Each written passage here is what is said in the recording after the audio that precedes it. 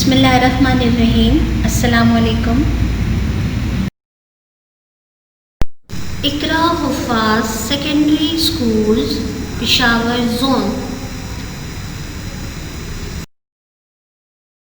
مضمون اردو برائے جماعت نہم۔ سبق نمبر 3 قومی اتفاق، مصنف سر سید احمد خان۔ بچوں، اس سبق سے متعلقہ کام پچھلی ویڈیو میں کروایا گیا ہے۔ آج کی ویڈیو میں مشق کا باقی حصہ سوال نمبر 8 تا 10 تحریری کام کرایا جائے گا۔ آپ کے سامنے صفحہ نمبر 26 پر مشق کا باقی کام، جس میں سوال نمبر 8 ہے کہ سبق کا خلاصہ اپنے الفاظ میں لکھیے۔ بچوں، سبق آپ لوگوں نے پڑھا ہے، آپ کو اچھی طرح سمجھ بھی آئی ہوگی۔ آپ اسی کے مطابق اس سبق کے خلاصے کو لکھیں۔ دھیان رہے کہ خلاصہ لکھتے وقت آپ زیادہ سے زیادہ اپنے الفاظ کا استعمال کریں۔ اس کے علاوہ خلاصہ کم از کم 2 صفحات پر مشتمل ہو، اس سے زیادہ طوالت نہ ہو۔ اگلا ہے آپ کے پاس سوال نمبر 9۔ سوال نمبر 9 کو کرنے سے پہلے ہم یہ جانیں گے کہ آیا جملہ ہے کیا۔ بچوں، پچھلے اسباق میں آپ جملے کے بارے میں جان چکے تھے کہ جملہ کسے کہتے ہیں۔ آئیے اس کی دہرائی کر لیتے ہیں۔ آپ نے پڑھا کہ جملے کے 2 اجزاء ہوتے ہیں، جس میں مسند الیہ اور مسند شامل ہے۔ پھر آپ نے یہ بھی پڑھا کہ جس جملے میں مسند الیہ اور مسند دونوں اسم ہوں اور اس جملے میں فعل ناقص بھی آئے تو وہ جملہ اسمیہ کہلاتا ہے۔ جملہ اسمیہ کے بارے میں آپ جان چکے ہیں۔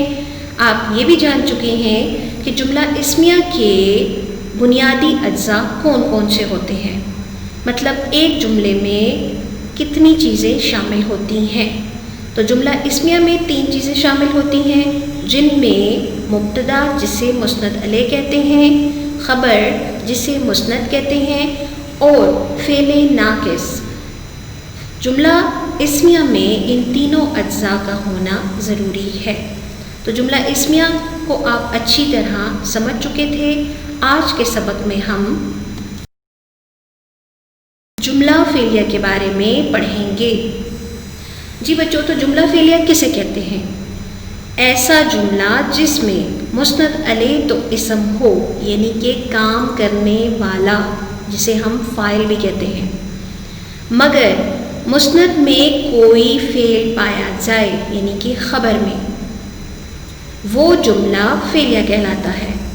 کہہ رہے ہیں کہ کبھی کبھار جملہ فعلیہ فاعل اور فعل سے مل کر بنتا ہے، جسے فعل لازم کہتے ہیں۔ مثلا ہمارے پاس ہے پتنگ اڑی، بلی دوڑی۔ یہاں پر ہمارے پاس بلی اور پتنگ ہمارے پاس جو ہے وہ فاعل ہے، جبکہ فعل ہمارے پاس ہے اڑی اور دوڑی۔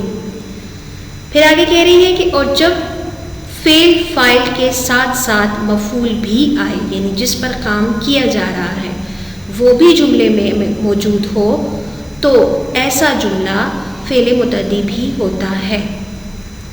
اب آپ کو یہ بتا رہے ہیں کہ جملہ فعلیہ کو آپ پہچانیں گے کیسے۔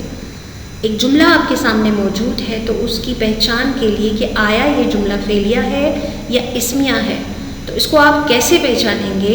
تو اس کے لیے انتہائی آسان حل ہے، اور وہ یہ ہے کہ آپ جو بھی جملہ آپ کے پاس موجود ہے اس جملے کے آخر میں نظر ڈالیے۔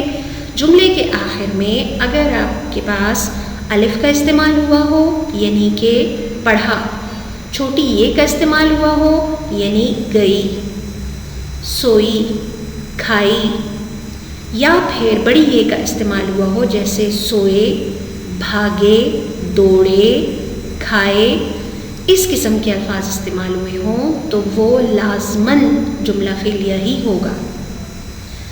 جی جملہ فعلیہ کے بارے میں آپ پڑھ چکے ہیں۔ اب آپ کے پاس سوال نمبر 9 ہے کہ 5 جملہ فعلیہ لکھیے اور ان میں سے فاعل، فعل اور مفعول کی نشاندہی کریں۔ اس کے لیے ضروری یہ ہے کہ آپ کو ترکیب نحوی کے بارے میں پتہ ہو۔ آئیے ہم نے جو جملہ لکھا ہے اس کو دیکھتے ہیں۔ ہم نے مثال کے طور پر ایک جملہ لکھا ہے کہ ثنا نے کتاب پڑھی۔ اب اس کی ترکیب نحوی کی گئی ہے۔ ترکیب نحوی کہتے ہیں جملے کے اجزاء کو الگ الگ قواعد کے اعتبار سے بیان کرنا، یعنی کہ علم النحو کے مطابق اس کو بیان کرنا کہ آیا قواعد میں اس لفظ کو کیا کہتے ہیں۔ دوسرے لفظوں میں ترکیب نحوی کو تقطیبی کہا جاتا ہے، یعنی جملے کے اجزاء کو ٹکڑے ٹکڑے کر کے ہر ایک جز کو بیان کرنا۔ جی بچوں، تو ترکیب نحوی کی گئی ہے اس جملے کی۔ ترکیب نحوی کا جو طریقہ ہے اسی کے مطابق ترکیب نحوی کرنی ہے۔ طریقہ آپ کے سامنے موجود ہے۔ ثنا ہمارے پاس جو ہے فاعل ہے، یعنی کام کرنے والا ہے، تو اسے ہم مسند علیہ کہیں گے کیونکہ فاعل اور مسند علیہ دونوں ایک ہی ہیں۔ نے ہے علامت فاعل، یعنی کہ فاعل کے ساتھ اس کی علامت جڑی ہوئی ہے، اس لیے اس کو ہم علامت فاعل کہیں گے۔ فاعل کی نشاندہی کر رہا ہے نے، تو یہ علامت فاعل ہوگا۔ اگلا ہمارے پاس ہے کتاب۔ کتاب چونکہ اس پر کام کیا جا رہا ہے اس لیے یہ مفعول ہے، اور جس پر کام کیا جا رہا ہے وہ خبر بھی ہے، اور خبر کو ہم مسند کہتے ہیں۔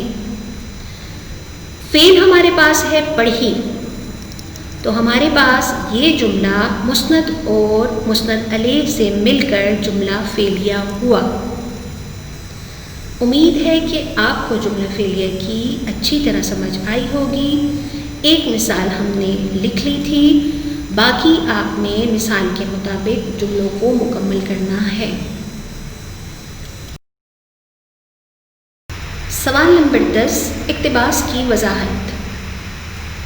بچوں، جیسا کہ آپ پچھلے اسباق میں اس سوال کو کر چکے ہیں، اسی کے مطابق آپ نے اس سوال کو مکمل کرنا ہے۔ آپ کو بتاتے چلیں کہ اس سوال کے جواب کے لیے 4 سرخیوں کا ہونا ضروری ہے، یعنی 4 ہیڈنگ آپ اس سوال کے جواب میں لکھتے ہیں، جن میں حوالہ متن، سیاق، وضاحت اور سباق۔ نمونے کے طور پر آپ کو سوال نمبر 10 میں اقتباس کا کام کرایا گیا ہے۔ اقتباس میں آپ کو عبارت کا شروع اور آخر لکھ کر دیا گیا ہے، اور درمیان میں ڈیش کے نشانات لگائے گئے ہیں۔ پھر آپ کے پاس حوالہ متن کی سرخی ہے، ہیڈنگ ہے، جس میں آپ نے سبق کا نام، مصنف کا نام، اس کی ادبی حیثیت، اور اگر اس کا کوئی خطاب، لقب یا کوئی کارنامہ ہے وہ لکھنا ہوتا ہے۔ پھر اگلی سرخی یعنی اگلی ہیڈنگ آپ کے پاس ہے سیاق۔ بچوں، سیاق آپ کے پاس کسی بھی اقتباس یعنی عبارت سے پہلے یا سبق کے آغاز میں کیا بات بیان ہوئی ہے وہ آپ سیاق میں لکھتے ہیں۔ اگر اقتباس سبق کے شروع سے لی گئی ہے تو اس کے لیے سیاق آپ کے پاس مختصر ہوگا، لیکن اگر وہ سبق کے درمیان میں سے لی گئی ہے تو آپ نے سیاق میں بتانا ہوگا کہ اس عبارت کے اقتباس سے پہلے مصنف کیا کہنا چاہ رہے تھے۔ اس کے بعد آپ کے پاس اگلی سرخی آتی ہے وضاحت۔ بچوں، وضاحت آپ کے پاس ہمیشہ 2 چند ہوتی ہے، کیونکہ وضاحت کو زیادہ تفصیل سے بیان کیا جاتا ہے اور اس میں اپنے الفاظ کا استعمال بھی کیا جاتا ہے۔ اگر کوئی مشکل لفظ ہے تو اس کی سلیس بنائی جاتی ہے، محاورات وغیرہ کا استعمال ہوا ہے تو اس کو بھی آسان معنوں میں لکھا جاتا ہے۔ تو وضاحت ہمارے پاس اقتباس کی ہمیشہ اقتباس سے زیادہ ہوتی ہے۔ آخری سرخی ہے سباق۔ بچوں، اکثر اوقات سیاق و سباق کو آغاز میں ہی ایک ساتھ لکھ دیا جاتا ہے، لیکن بہتر یہ ہے کہ سیاق اور سباق کو الگ الگ لکھا جائے، کیونکہ سیاق کہتے ہیں عبارت کا آغاز، یعنی عبارت سے پہلے کیا بات بیان ہوئی تھی، اور سباق کہتے ہیں عبارت کے بعد مصنف نے سبق میں کیا بات کی ہے، اس لیے ان دونوں کو الگ الگ لکھنا بہتر ہے۔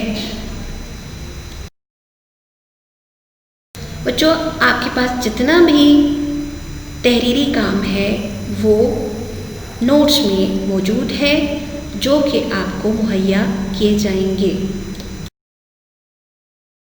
امید ہے کہ آپ جملہ فعلیہ اور اس کے اجزاء کے بارے میں اچھی طرح سمجھ گئے ہوں گے۔ آپ نے اپنی نوٹ بک میں یہ کام مکمل کرنا ہے۔